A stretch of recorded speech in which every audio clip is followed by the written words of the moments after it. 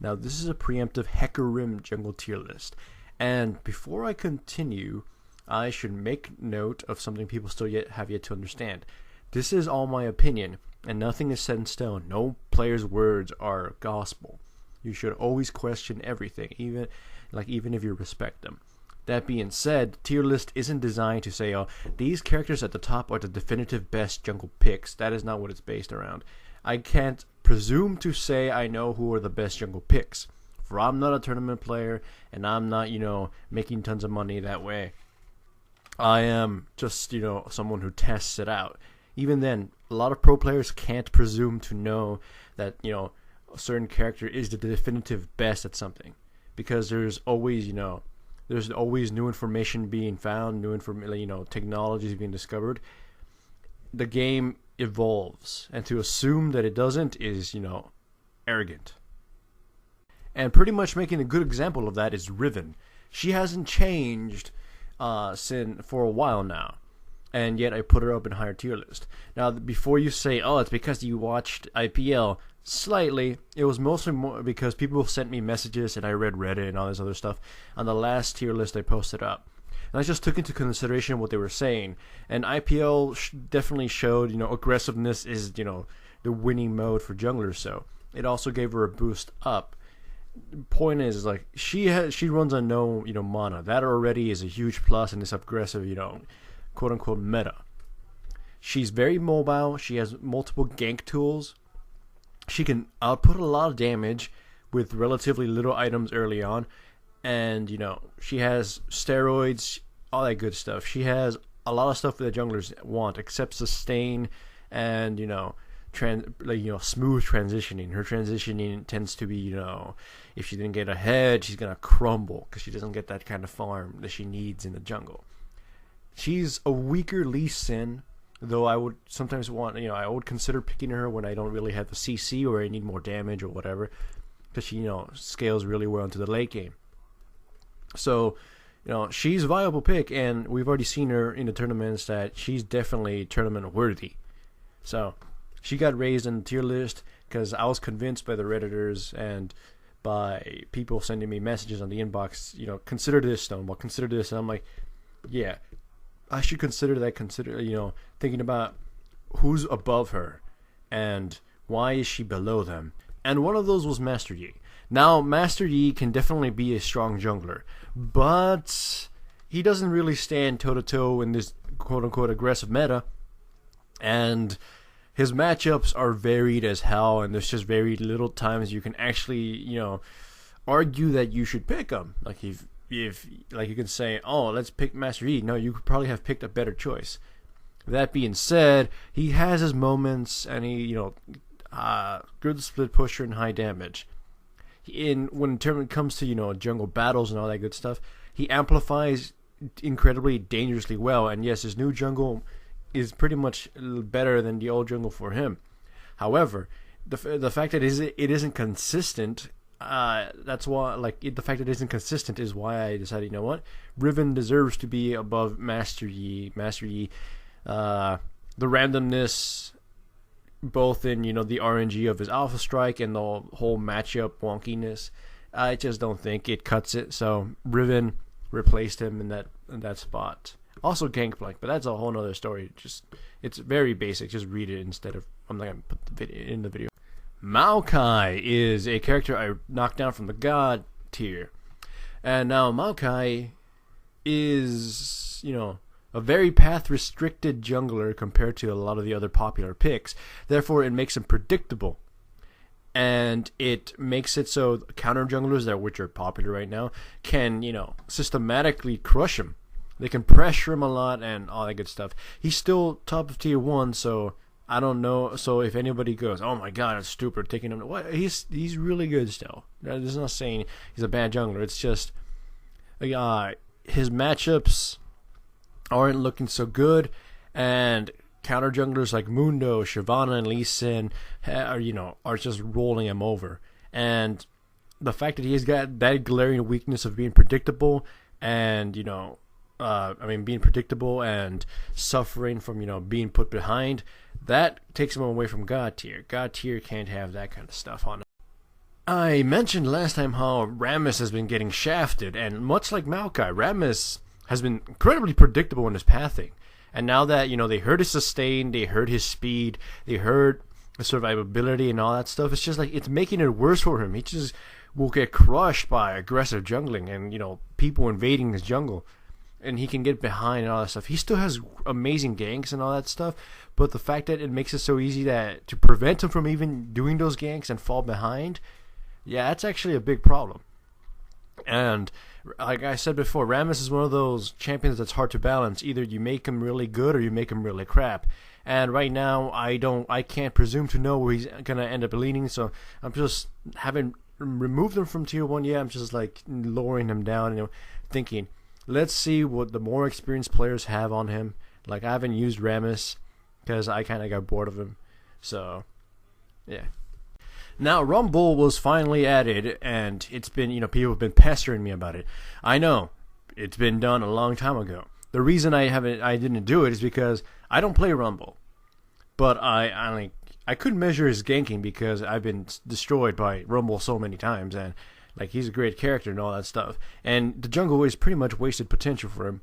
Yeah, he's got functionality in the jungle. It's just by himself, it's not as great as if, he gets heavily assisted or, if it was in a lane. Nonetheless, he's got tools that make him useful. Potentially useful. I can't say he's totally useful. Yes, I know, some players have used him to some success, but in all seriousness, you'd probably want him in lane instead. His ultimate, if you're jungling and you grab his ultimate, that damn thing, the range on it and the way you can use it opens up so many ganking opportunities. You can do, crazy ones. Or, over the walls or direct ganks or all that good stuff. Avoid wards, trick wards. Rumble, if you your team is up for it and you want to practice, go ahead. I'd like to know more information of people using Rumble.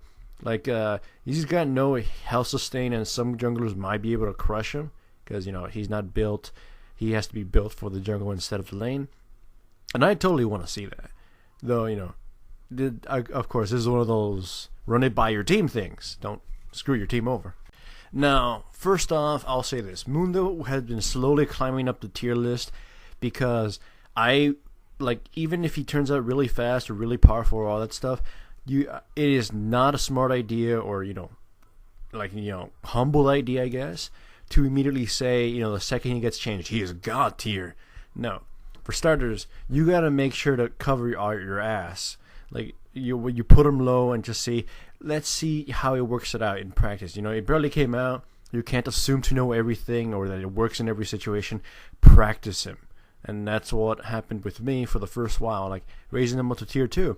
Then played him more. I'm he's really good. And finally raised him up to tier 1 when, stuff, more technology was discovered from him. I raised him up to tier 1 because, spell vamps are really good, which they are. And then I realized, I often don't have the spell vamp runes equipped, so I went with whatever rune page I had, and it worked out still amazingly well. So it was a work, in progress. I had to test it out first in order to see where he would land, and I put him on tier 1. The tournament showed that he's freakishly amazing. I couldn't send him to God tier until I saw professionals use him, because I can't assume to know, all of the Mundo. I'm not the best Mundo. So after I saw the players, finally utilize him so well, I'm this puts him in God tier. I couldn't put him by myself until I saw more experience and veteran players practice him and use him and win with him in tournaments, and how the tricks they did or how they moved about with him. That kind of stuff is the stuff. That kind of stuff is what made him God tier. So, yeah. Some people may go, why is Shyvana still in the same spot? Well, because Mundo is better. One word, well, not one word, one ability, this cleaver. For starters, it actually gives Mundo the ability, even if it's not, the greatest, to gank. Shyvana doesn't have that thing. Yeah, she can run up to somebody and exhaust them, but then Mundo has exhaust and cleaver, so the exhaust nullify. The cleaver also makes it so Mundo doesn't need a Wriggle's Lantern. That cleaver will just decimate monsters, and it will decimate the dragon and the Baron, so he's got that, better control of that crap than Shyvana. Transition-wise, that's a whole different story. Jungle-wise, Mundo, yeah, he has quote-unquote negative sustain because, he drains his own health. But he's jungling at the same speed as Shyvana and apparently taking less damage than her. Mundo also will probably kill her if they duel because he has, again, a cleaver. He'll kite her. He'll slow her. Her W won't do anything. Mundo can use a cleaver for leash tricks. I already said monster killing. I already said, ganking. And his ultimate is, it pretty much gives him incredible sustain in the jungle. You can use it like a cooldown a solo. You can use it after a gank or, to escape the gank, to initiate the gank, to turret dive because you're healing your ass off. Or, just walking from the jungle around and heal yourself because it'll probably be up when you actually want to gank or duel or something. That ultimate is amazing. And I had undervalued it for a while. And all this happened because they made it so Mundo doesn't kill himself with his fire and allowed him to jungle. So that was, positive thing. So I wonder if they're actually going to nerf him because, they tend to not let this go on for long. Now, one you've probably been wanting to listen about was Hecarim. So, just to let you know and take this, listen to this carefully, all of what I'm telling you right now is the pre-release form of Hecarim. He is yet to be released, so anything can change at the will of Riot and all that good stuff. None of this is set in stone. So, if you don't like what you hear, don't set up torches or burn things. If you like what you hear, then just hope they keep it. So, don't go on a panic. This is just what's been, given to us thus far. So, by, his whole, clearing mode, farming, jungle, all that good stuff, it's pretty good. It's average, above average. You could say it's around that level across the board. His speed is, faster than Trundle slightly, and he maintains it. His Q is pretty, gets weak, but his W is amazing. It just tears the creeps apart, and it heals them. So it just absorbs their health. It does have a damage threshold, but that's what you have your Q to finish them off, and the Q is pretty spammable. Pretty much click, click, click. You just AoE, AoE, AoE. Though it's pretty weak early, and just the combination of the two tears them apart. Anyways, so he's pretty sustained. He can have he has multiple item options: boots, cloth, vampiric scepter, and perhaps even regrowth. I haven't tried that one. There's those. He'll survive well enough. He'll have good health. He has good sustain. So they're all above average on that regard. Now for ganking. Ganking is an interesting one. It's think of a Rammus ball, the Rammus curl ball thing. Cute. He basically gallops and gets a movement speed boost every second. So it's, gallop faster, gallop even faster, gallop really fast, and then crash on something and you knocked it back. Think of Spirit Breaker from Dota, except you have more control on this guy. And he doesn't collide with minions, so he collides with the target you hit. So you click on something and your next auto attack will dive on them and it looks amazing. Great animation. Knock them back depending on how fast you were going and how long the whole charge was kept. So you'll knock them back, deal an extra amount of damage, and start cutting them to pieces. Now, obviously, it's a knockback. You can say it's either a weaker version of Rammus or a stronger version, depending on how you look at it. You could actually maneuver yourself, in front of your opponent and then throw them back. You're going to get the speed to do that. You could even go into the enemy side and go around their turret and gank them from behind the turret. Even if they're, let's say, mid lane, you're so fast, you'll charge behind the turret before it gets off 2 shots, and then you'll ram into them and start cutting them up. It's a good way to avoid wars and all that stuff. Then the ultimate is a second massive gap closer, and it covers a pretty good area.